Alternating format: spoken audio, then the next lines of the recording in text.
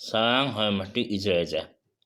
Bəzi insanlar düşünür ki, yalnız sənətçisi evi aldığı zaman problem ola bilər. Xeyr, sənətli evi də aldığı zaman problem olur. Mən hüquqşünas Zaur Seyidzadə öz təcrübəmdən, yəni özün aldığın evlərdən, qohumların aldığın evlərdən, dostların və klientlərin aldığın evlərdən hansı problemlər var, onlardan danışacağım ki, hörmətli icraçı, siz də gələcəkdə ev aldığı zaman bilərsiniz ki, nəyə fikir vermək lazımdır. Əgər yox, fərdi qaydadan məsləhət almaq istəsiniz, mənim telefon nömrəm videonun izahı yerində qeyd olunub. YouTube kanalında, eyni zamanda YouTube kanalının şot bölməsində istənilən videonun üzərində var. Qeyd edin ki, YouTube kanalına abunə olan şəxslər üçün telefonla hüquqi məsləhətin verilməsi 10 manatdır. Hörmətli icraçı, mən 2-ci mərtəbədə yaşayırdım və ev arabasında olduğuma görə evi satdım, 1-ci mərtəbəyə köçdüm. Öz təcrübəmdən danışın, sonra keçin digər şəxslərin təcrübəsinə. Bəyənin hamı bilsin. Mən məsəl üçün 1-ci mərtəbədə ev aldım. Düşündüm ki, pəncərəni söküb qapı qoymaq olar, daha rahat olar. Düşüb çıxmaq belə deyə, mənim üçün harasa getmək.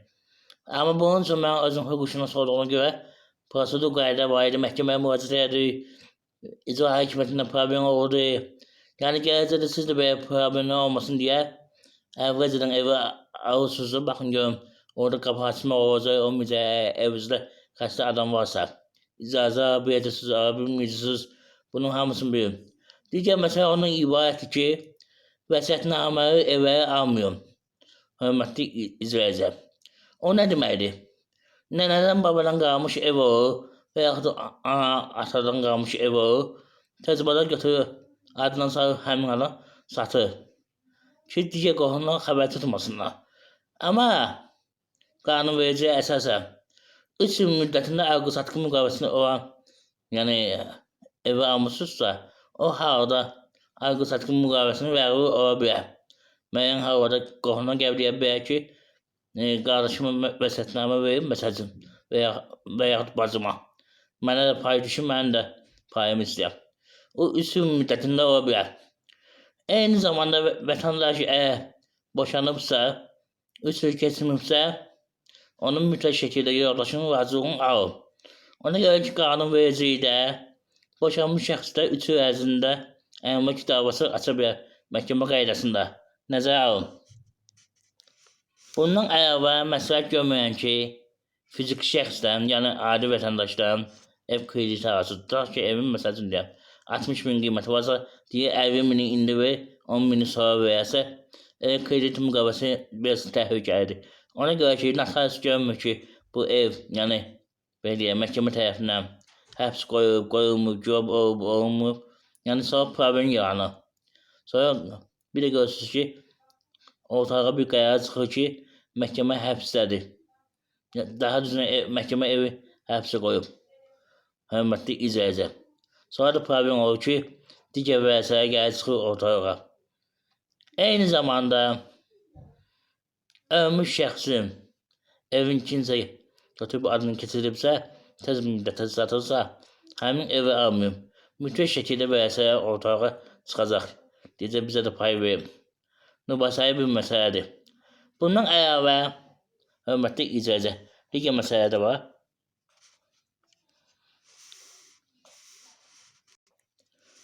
Hörmətli icraçı, etibarnamə ilə satılan evi almıyorum. O üçün adam gəlib desin ki, sizə, məsəl üçün mənim qardaşım, məsəl üçün xaricdədir, məsəl üçün deyəm, vəsiyyətlədir, mən onun evini satıram, siz alın. Sizə almayın, deyin niyə? Düzdür, etibarnamənin alqı-satqı müqaviləsi bağlı verəcəksiniz.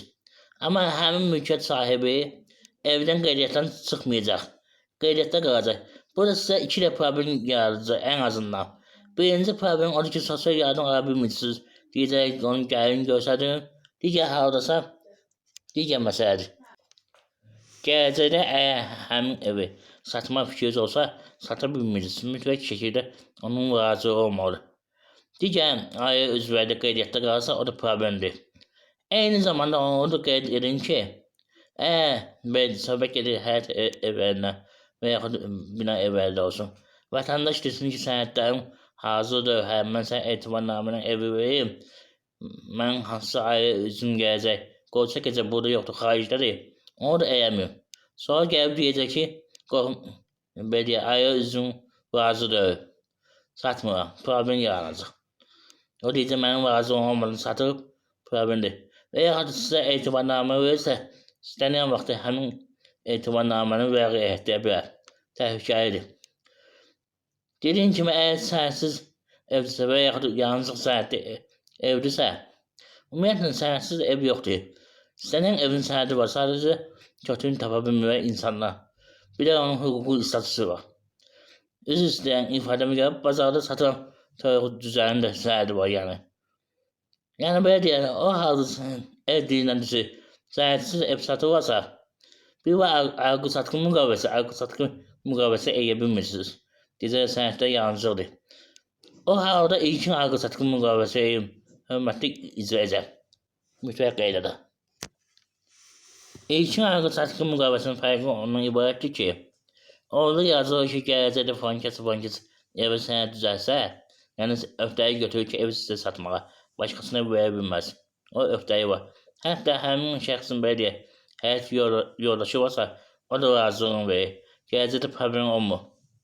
Ve qətiyyətlə məsələ görən ki, hörmətli izləyicilər, harada ki, gələcəyin işıq xətti gedirsə, sonra yaxınlıqda böyük su xətti varsa, eyni zamanda qaz xətti varsa, yaxınlıqda böyük xəttlərdən söhbət gedir. Eyni zamanda dəmir yol xətti varsa, aeroport varsa, o tərəflərdə ev almıyor. Onlar heç vaxt sənəd verilməyəcək. Hörmətli izləyicilər, nəzərə alın. Mütləq qaydada. Digər məsələ sizin təcrübənizdə olubsa, bölüşəbilirsiniz yazın kommentlərə hansı problemlər olub. Hörmətli izləyicilər. Dediyim kimi, fərdi qaydada məsləhət almaq üçün mənə müraciət edə bilirsiniz. Telefon nömrəm videonun izahı yerində YouTube kanalına qeyd olunub. Eyni zamanda short bölməsində istənilən videonun üzərində var YouTube kanalında. Hörmətli izləyicilər, dəstək üçün abunə olun, hamı bilsin. Eyni zamanda videonu beğenin. Qoy insanlar hüquqlarını bilsinlər. Vacib bir məsələdir. Mən əlimdən gələn köməyi edirəm. Bayaq dediyim kimi, məsəl üçün mən bilirəm ki, insanların maliyyə imkanları zəifdir. Ona görə telefonla məsəl üçün 10 manata edirəm. Amma mən ümumiyyətlə bütün insanlara məsləhət görən ki, söhbəti məndən gedmir. Belə də ev arasında maq edirlər ev satanlara. Onların işi ancaq ev satmaqdır.